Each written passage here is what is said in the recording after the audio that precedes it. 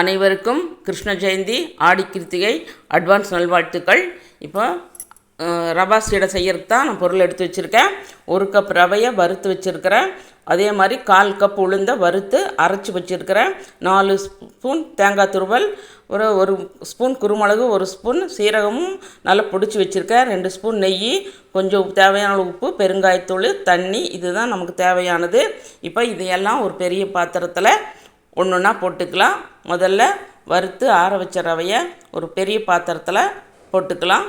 போட்டுட்டு கூடவே அரைச்சி வச்ச உளுந்தையும் சேர்த்துக்கிட்டு 4 ஸ்பூன் தேங்காய் துருவலை சேர்த்து 2 ஸ்பூன் நெய், 1 ஸ்பூன் பெருங்காயத்தூள், தேவையான அளவு உப்பு, குருமிளகு சீரகத்தையும் போட்டு 2 ஸ்பூன் நெய்யும் விட்டு நல்லா மிக்ஸ் பண்ணி எடுத்துகிட்டு தேவையான அளவு தண்ணி கொஞ்சம் கொஞ்சமாக ஊற்றி சப்பாத்தி மாவு பதத்துக்கு பிசைஞ்சு ஒரு அரை மணி நேரம் ரெஸ்ட்டாக மூடி வச்சிடலாம்.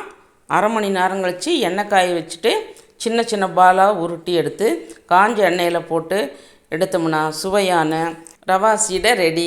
நீங்களும் இதே மாதிரி செய்து பாருங்கள். செய்து பார்த்துட்டு எப்படி வந்ததுன்னு கமெண்ட் பண்ணுங்கள், லைக் பண்ணுங்கள், ஷேர் பண்ணுங்கள், மறக்காமல் சப்ஸ்கிரைப் பண்ணுங்கள்.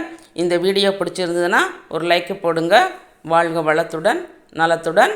மீண்டும் கிருஷ்ண ஜெயந்தி நல்வாழ்த்துக்கள்.